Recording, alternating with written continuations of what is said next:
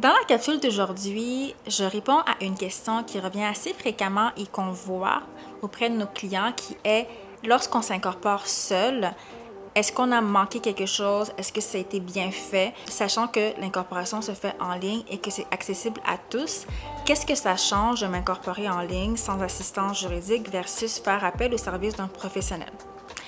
La réalité est que l'incorporation sans assistance est considérée comme étant incomplète. Je m'explique. Lorsque vous allez aller sur le site du registraire des entreprises du Québec, vous allez recevoir ce qu'on appelle un statut de constitution.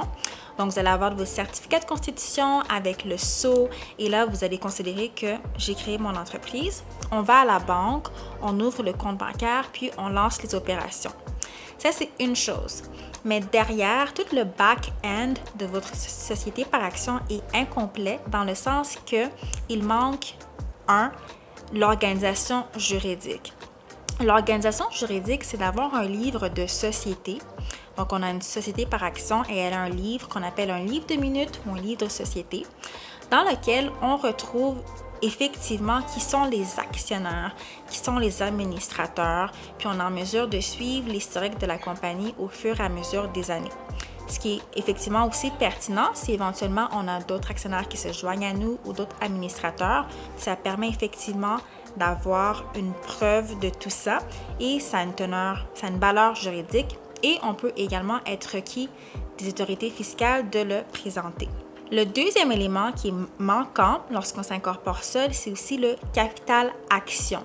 Donc, tantôt, j'ai mentionné qu'on avait une société par action. Ça veut dire qu'elle émet des actions à ses actionnaires, à ses propriétaires.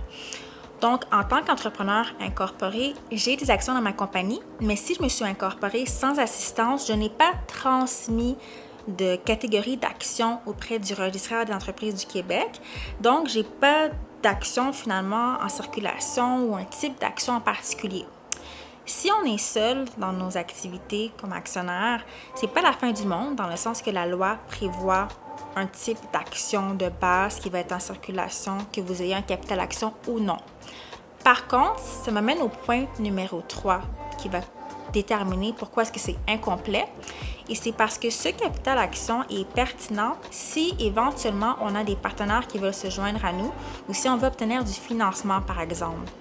Lorsque des gens sont intéressés à prendre des parts, forcément, ils vont vouloir avoir des actions. Mais si je n'ai pas de capital action, je n'ai rien à leur offrir.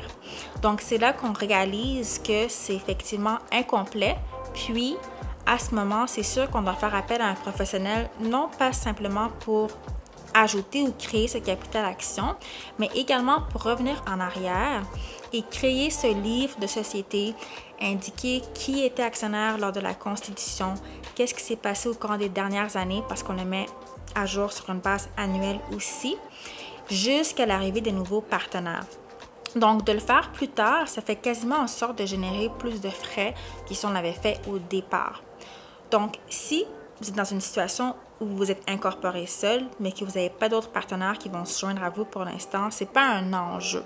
Mais si c'est quelque chose que vous avez en tête, c'est un objectif pour les prochains mois ou années, alors vaut mieux se préparer d'avance pour avoir quelque chose à proposer en bonne et due forme lorsque le moment surviendra. Pour plus de conseils et d'astuces pour entrepreneurs, je vous invite à accéder à mon kit de démarrage pour entrepreneurs en cliquant sur le lien dans la description. Pendant 2 semaines, vous allez recevoir des courriels qui vont contenir des conseils, des astuces sur l'incorporation, les formes juridiques, les contrats, les marques de commerce. Et vous allez également avoir l'option de réserver une consultation gratuite avec moi ou un membre de mon équipe. Merci d'avoir regardé la capsule et on se revoit dans la prochaine vidéo.